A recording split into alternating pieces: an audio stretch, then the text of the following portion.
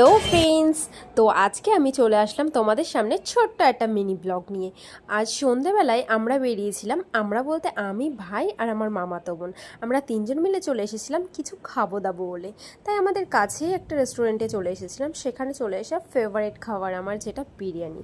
আমার ফেভারিট, সাথে আমার ভাই বোনদেরও ফেভারিট। তাই আমাদের ফেভারিট বিরিয়ানিটাই আমরা নিয়ে নিয়েছিলাম, নিয়ে আমরা খাওয়া স্টার্ট করে দিয়েছিলাম।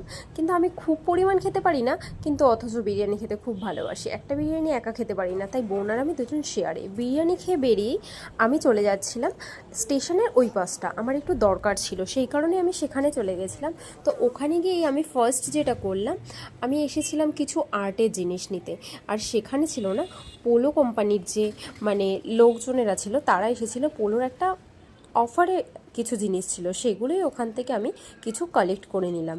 আর তারপর চলে এসেছিলাম ফেভারিট চকোবার আইসক্রিম খেতে। তো আইসক্রিম খেয়ে বাড়ি চলে যাচ্ছিলাম, কিন্তু বাড়ি যাওয়ার পথে দেখো হাতে কত কিছু কিনে কেটে ভরে নিয়েছি, দুটো হাতে এত জিনিস, প্লাস আবার আইসক্রিম খেতে খেতে রাস্তা দিয়ে যাচ্ছি। আর এটা দেখো, একটা বাচ্চাদের ছোটো মতো পার্ক আছে।